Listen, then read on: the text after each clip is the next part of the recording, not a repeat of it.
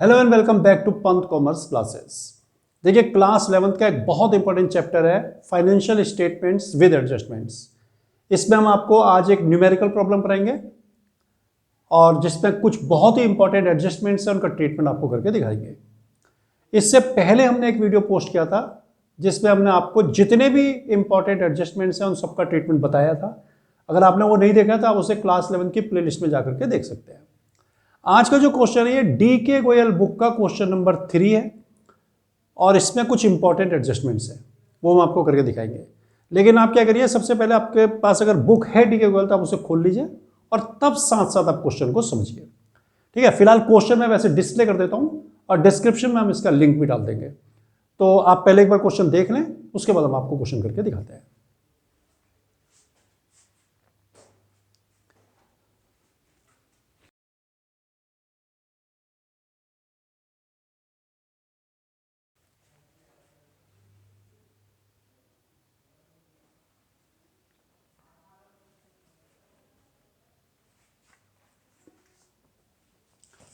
देखिए क्वेश्चन करने के लिए आपको क्या करना चाहिए, सबसे पहले जो भी एडजस्टमेंट्स हैं वो जिस आइटम पर है उस पर आपको एक टिक लगा देना चाहिए। इससे क्या होगा कि आपकी काट पीट नहीं होगी। आप पहले उस आइटम को मान लीजिए बाहर लिख देते हैं और उसके बाद पता चला इसमें एडजस्टमेंट है, आपको काट के लाना पड़ेगा अंदर उसको, तो वो अच्छा प्रेजेंटेशन नहीं हो पाएगा।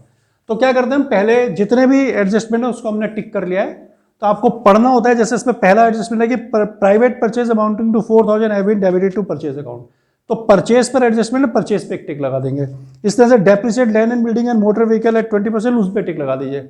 किस किस पर?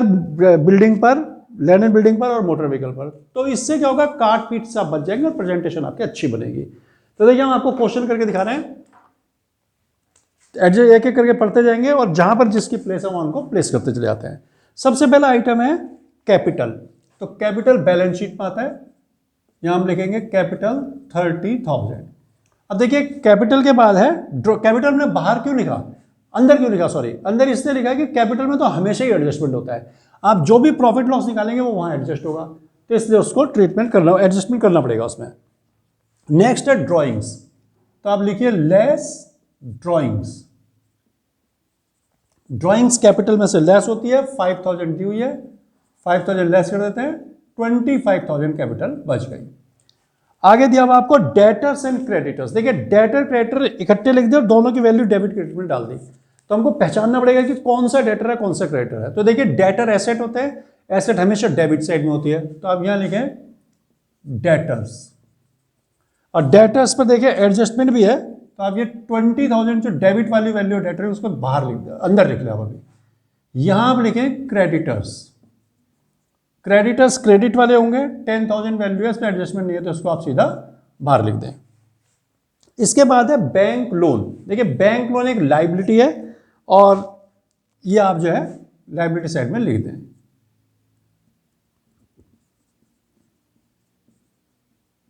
बैंक लोन ये आ गया आपका 9,500। इंटरेस्ट ऑन बैंक लोन ये एक आपका एक्सपेंसेस है और एक्सपेंडिचर्स जो होते हैं वो आपके सब प्रॉफिट एंड लॉस के डेबिट में आते हैं। To interest on bank loan, bank loan पर इंटरेस्ट आपका है 300 रुपीज। एडजस्टमेंट नहीं है इसलिए सीधे इसको बाहर लिख देंगे। इसके बाद है कैश। कैश एसेट है तो एसेट साइड में इसको हम लिख देते हैं। डेटर पर एडजस्टमेंट तो थोड़ी गैप छोड़ देंगे उसके लिए। Cash 2,000 rupees. नेक्स्ट है प्रोविजन फॉर बैड डेब्ट। अब देखिए मैं आपको बताता हूं, डेटर्स पर जब भी प्रोविजन वगैरह होता है और बैड डेब्ट वगैरह होता है तो उसका एक पूरा फॉर्मेट जैसा बनता है। तो यहां हम क्या लिखेंगे, टू बैड डेब्ट्स। यहां हमने लिख दिया ओ मींस ओल्ड, पुराना बैड डेब्ट जो पहले से पड़ा, अगर इसमें होगा ट्रायल बैलेंस में तो हम उसको लिख लेंगे। उसके बाद हम लिखेंगे फर्दर बैड डेब्ट। अब इसमें क्या है कि वो बाद की बात है, हम पहले पूरा फॉर्मेट आपको बना के दे रहे हैं। फर्दर बैड डेब्ट यानी कि जो और बैड डेब्ट हुए, उसके बाद हम लिखेंगे प्रोविजन फॉर बैड डेब्ट न्यू। ये जो फर्दर बैड डेब्ट ये भी न्यू है। इन तीनों का करेंगे हम टोटल और फिर करेंगे लेस प्रोविजन फॉर बैड डेब्ट ओल्ड। जो पुराना प्रोविजन उसको लेस कर देंगे। तो इसका तरीका यही होता है कि आप पहले बैड डेब्ट पुराना वाला लिख दो। देखो जितनी भी चीजें पुरानी है ना पुरानी ट्रायल बैलेंस में होंगी, यानी कि ओल्ड बैड डेब्ट और प्रोविजन फॉर बैड डेब्ट ओल्ड, ये दोनों जो बैड डेब्ट ओल्ड और प्रोविजन फॉर बैड डेब्ट ओल्ड जो दोनों ट्रायल बैलेंस में होंगे, और जो फर्दर बैड डेब्ट है और प्रोविजन फॉर बैड डेब्ट न्यू है ये आपको इन्फॉर्मेशन में दिया होगा। तो ये 4 आइटम हो गए, प्लस एक और इसमें हो सकता है डिस्काउंट ऑन डेटर्स, तो वो इससे अलग आता है। ये 4 एक साथ लिखे जाते हैं।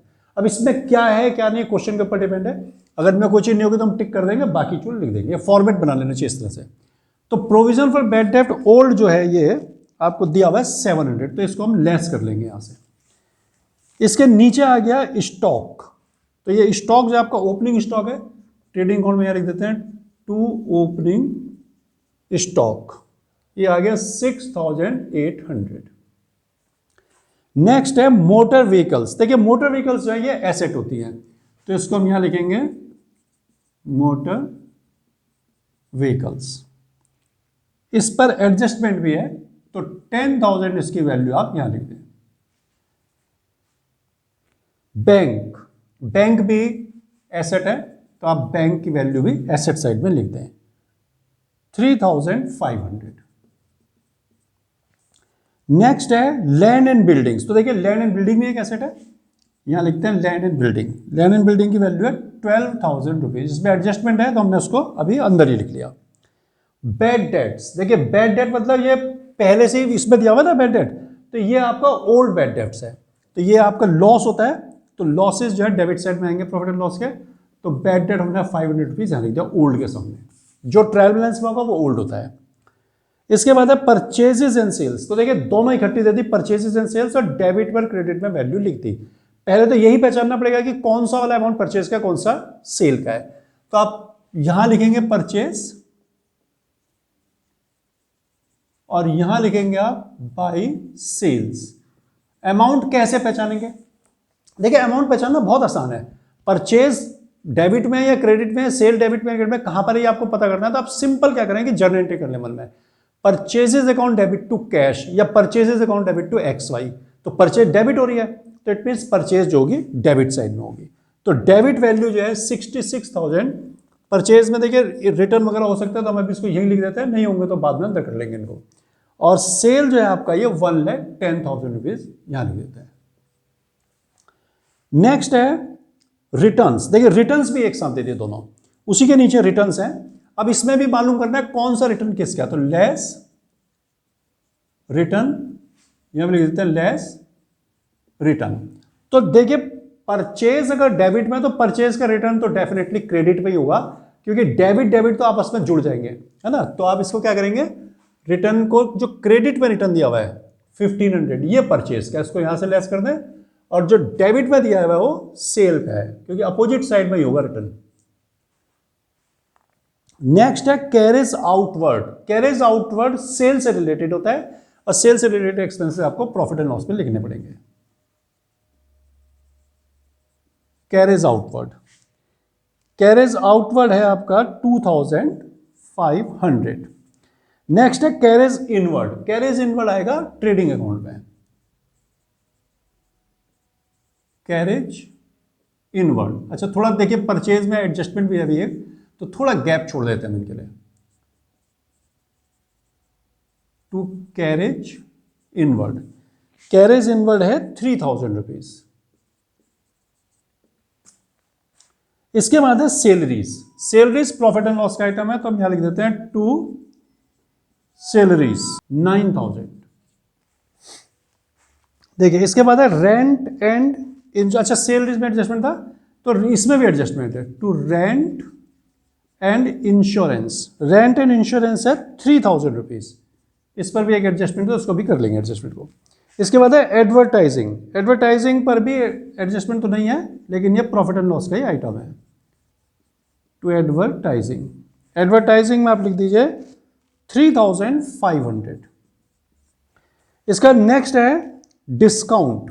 डिस्काउंट क्रेडिट में दिया था आपको, प्रॉफिट एंड लॉस के क्रेडिट साइड में लिखना होगा टू डिस्काउंट। डिस्काउंट है 500 रुपीज। नेक्स्ट है जनरल एक्सपेंसेस। देखिए जनरल एक्सपेंसेस जो है ये भी प्रॉफिट एंड लॉस के डेबिट में आएगा, तो यहां लिखते हैं हम to general expenses. General expenses है 3,500। 400। नेक्स्ट है बी आर एंड बीपी। देखिए बी आर बीपी भी आपको इकट्ठा दिया हुआ है, तो आपको मालूम होगा कि बी आर यानी कि बिल रिसीवेबल आपका एसेट होता है तो उसको आप एसेट साइड में लिखते हैं, और बीपी लाइबिलिटी होता है उसको लाइबिलिटी साइड में लिखते हैं। तो बी आर है 6000, बीपी है 2000। लास्ट दिया है रेंट रिसीव्ड, तो रेंट रिसीव्ड इनकम है तो उसको आप क्रेडिट साइड में लिखते हैं यहाँ पर, bye rent received. Rent received है 300 रुपीज। तो ये हमारा प्लेसमेंट वर्क जो कि प्राइमरी फंक्शन है हमारा पूरा हो गया। अब हमें क्या करना है, एक एक करके इनके एडजस्टमेंट करने हैं। सबसे पहले private purchases amounting to 4000 have been debited to purchase account. Private purchase 4000 रुपए की परचेज में शामिल है, तो पहला परचेज को इसको रिटर्न को लेस करके देख लें कितनी है, 64,500। अब आप करिए लेस प्राइवेट परचेज, जो आपकी प्राइवेट परचेज है 4000 की, उसे आप इसमें से लेस कर दें, तो यानी कि आपकी बिजनेस परचेज हो गई 60,500। जो प्राइवेट परचेज है ये हो गई आपकी ड्राइंग्स, तो इसको हम यहां से लेस कर दें, लेस प्राइवेट परचेज 4000 यहां से आप लेस करें, तो 21 अब आपकी कैपिटल बच गई। ठीक है, हर चीज जो एडजस्टमेंट में होगी, नीचे इंफॉर्मेशन में होगी, वो दो जगह तो मिनिमम जाएगी। तो एक बार यहां से लेस हो जाएगा, परचेज कम कर दीजिए आप, क्योंकि परचेज ये आपकी प्राइवेट थी, और जो प्राइवेट परचेज थी वो ड्राइंग्स होगी, तो वो कैपिटल में से लेस हो जाएगी।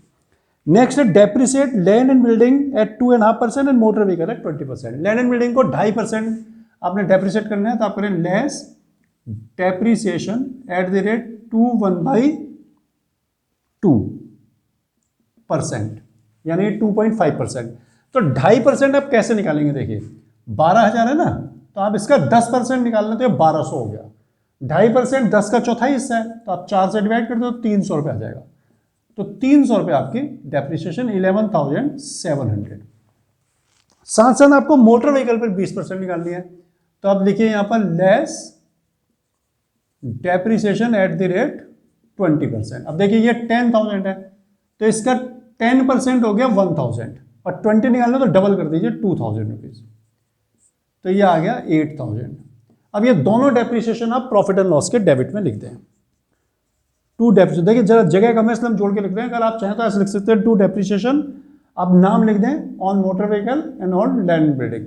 मैं जोड़ के लिख देता हूं दोनों को, 2,000 मोटर व्हीकल की हो गई और 300 आपकी लैंड एंड बिल्डिंग की हो गई, तो 2,300 आपका डेप्रिसिएशन का अमाउंट आ गया। Salaries outstanding 200। देखिए सैलरी आउटस्टैंडिंग 200 का मतलब है कि 200 आपने 200 रुपये सैलरी के देने हैं लेकिन दिए नहीं है, तो वो आपको ऐड करना पड़ेगा सैलरी में, ऐड आउटस्टैंडिंग 200, तो 9,200 हो गया। और जितना आउटस्टैंडिंग है और लाइबिलिटी में आप लिख देंगे सैलरीज आउटस्टैंडिंग 200। नेक्स्ट है प्रीपेड इंश्योरेंस 200। इंश्योरेंस प्रीपेड हो चुका है 200 रुपये, तो आप इंश्योरेंस में से उसे लेस करेंगे, रेंट एंड इंश्योरेंस में से लेस प्रीपेड 200, तो ये 2,800 ही इस पीरियड से रिलेटेड है। प्रीपेड आपका एसेट होता है, तो उसको आप एसेट साइड में लिख दें, प्रीपेड इंश्योरेंस 200 रुपीज। नेक्स्ट है प्रोविजन फॉर डाउटफुल डेब्ट is to be maintain at 5% on debtors. Debtors पर 5% प्रोविजन बनाना है बैड एंड डाउटफुल डेब्ट का। अब इसमें और कोई ट्रीटमेंट नहीं है, यानी कि फर्दर बैड डेब्ट तो आपके पास नहीं है, तो फर्दर बैड डेब्ट में आप टिक कर देते हैं। ठीक है, अगर फर्दर बैड डेब्ट होता तो पहले वो बैड डेब्ट घटता फिर प्रोविजन बनता बैड डेब्ट का। लेस प्रोविजन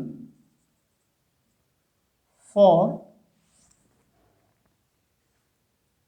डाउटफुल डेब्ट्स, कितना बनाना है, देखिए 5%।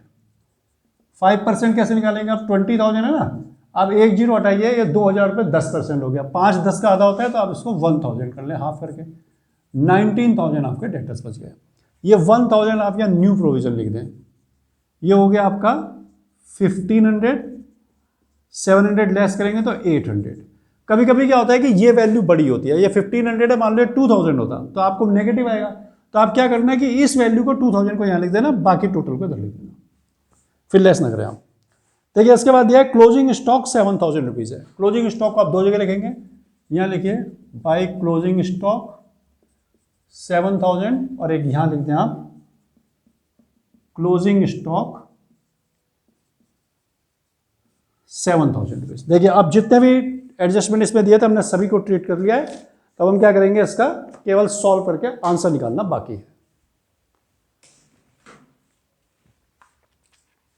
देखिए अब इसको एक तो कर लीजिए आप, रिटर्न लेस करके 1,02,000, तो ये आपका हो गया 1,09,000। 1,09,000 में से आप माइनस कर लें 6,800, 60,500 और 3,000, तो 38,700 ये बच गया आपका to gross profit carried down. इसको यहां ले आएंगे, by gross profit brought down 38,700। Total करेंगे 38,700 प्लस ये दोनों मिलकर के हो गए 800, तो टोटल आ गया 39,500। इसमें से अगर हम लेस करते हैं इन सभी को, तो देखिए 300, 800, 2,500, 9,200, 2,800, 3,500, 3,400, 2,300, तो 14,700 ये आ गया आपका नेट प्रॉफिट। इस नेट प्रॉफिट को आप यहां ऐड कर दें, ऐड नेट प्रॉफिट 14,700, ये हो गया हमारा 35,700। अब ये दोनों साइड अगर आपकी इक्वल आ गई तो इसका मतलब आपका क्वेश्चन सही है। यही एग्जाम में आपको प्रूफ होगा आपके लिए कि ये सही है कि नहीं है। 35,700 हो गया प्लस 10,000, 9,500, 2,200 दोनों मिलकर हो गए, तो इधर का टोटल आता है हमारा 57,400। इतना ही उधर का आ गया तो ठीक है। 19,000, 2,000, 8,000, 3,500, 11,700, 6,200 और 7,000, तो देखिए 57,400 यहाँ का भी टोटल आ गया। तो इसका मतलब हमारा क्वेश्चन सही है। तो देखिए बच्चों इस तरह से आप क्वेश्चन कर सकते हैं फाइनेंशियल स्टेटमेंट विद एडजस्टमेंट के। ये आपके सामने क्वेश्चन कर दिया, इसको अच्छी तरह से देख लें एक बार, और चैनल को लाइक और सब्सक्राइब जरूर कर दें।